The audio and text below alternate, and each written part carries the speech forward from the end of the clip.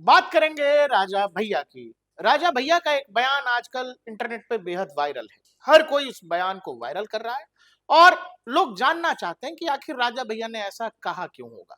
दरअसल राजा भैया महाकुंभ से जुड़े एक कार्यक्रम में पहुंचे हुए थे और वहां उन्होंने अपने संबोधन के दौरान कुछ ऐसी बातें कही जिसको लेकर के लोग लगातार उस बयान को वायरल कर रहे हैं। बयान में दरअसल राजा भैया ने जो कुछ कहा था वो पहले हम आपको सुनवा देते हैं, फिर बात करते हैं। नाम बिना लिए हम कहेंगे कि हैदराबाद का एक नेता है, उसने कहा कि 15 मिनट में पुलिस हटा दो तो 15 मिनट में पता चल जाएगा। हम सभी लोगों ने यह बयान सुना हो। ऐसा नहीं लगता कि काफी हद तक हम सामने चाहे जो कहें, लेकिन अगर हम बैठ के गंभीरता से सोचें तो ऐसा नहीं लगता है कि काफी हद तक उसकी बात सही है। अगर ऐसा हो जाए तो लगभग आधा हिंदू एक झटके में साफ हो जाएगा। है क्या हमारे पास? हम लड़ेंगे किस चीज से? हमने इकट्ठा क्या किया है? ये विचार करने की बातें हैं। न हम वंश वृद्धि कर रहे हैं, न हम शस्त्र संचय कर रहे हैं।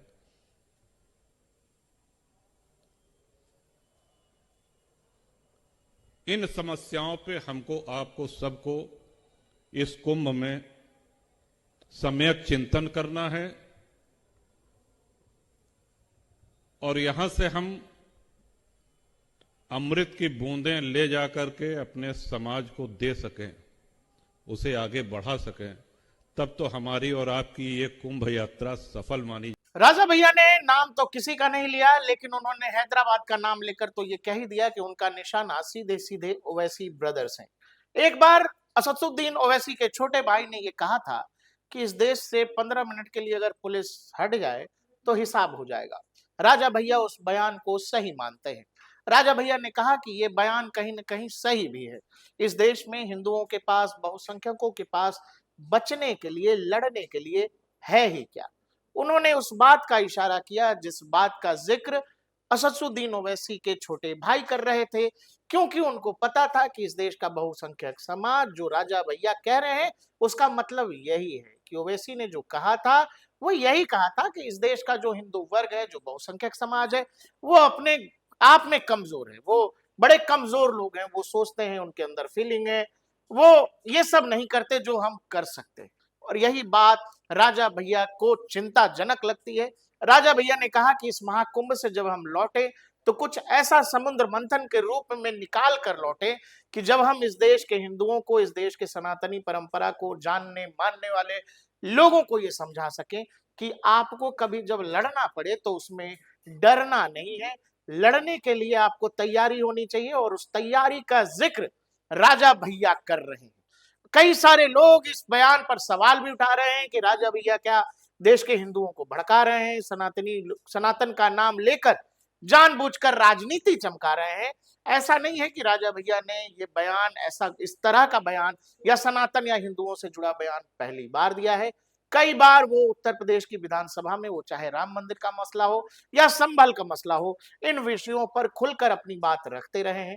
जब उनको मौका महाकुंभ में मिला और वो महाकुंभ के कार्यक्रम में पहुंचे थे जहां तमाम संत समाज के लोग भी थे, तब सीधे सीधे उन्होंने हैदराबाद का नाम लेकर कहा कि इस देश के हिंदुओं को भी एक तरह की तैयारी करनी होगी कि जब ओवैसी जैसे लोग सीधे 15 मिनट की बात करते हैं तो राजा भैया का मानना है कि वो बात कहीं न कहीं सही है, क्योंकि इस देश का हिंदू समाज, सनातनी समाज उस बात के लिए तैयार ही नहीं है जिस बात का जिक्र ओवैसी कर रहे हैं।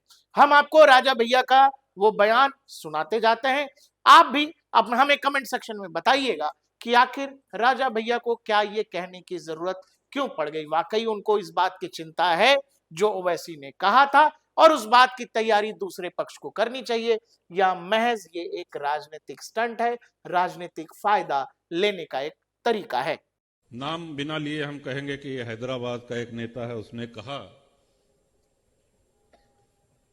कि 15 मिनट में पुलिस हटा दो तो 15 मिनट में पता चल जाएगा। हम सभी लोगों ने यह बयान सुना हो। ऐसा नहीं लगता कि काफी हद तक हम सामने चाहे जो कहें, लेकिन अगर हम बैठ के गंभीरता से सोचें तो ऐसा नहीं लगता है कि काफी हद तक उसकी बात सही है।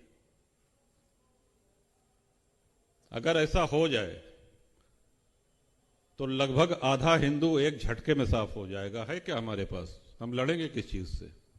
हमने इकट्ठा क्या किया है? ये विचार करने की बातें हैं। न हम वंश वृद्धि कर रहे हैं, न हम शस्त्र संचय कर रहे हैं।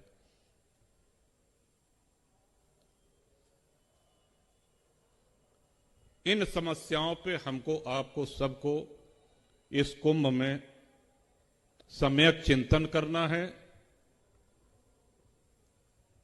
और यहां से हम अमृत की बूंदें ले जाकर के अपने समाज को दे सकें, उसे आगे बढ़ा सकें, तब तो हमारी और आपकी ये कुंभ यात्रा सफल मानी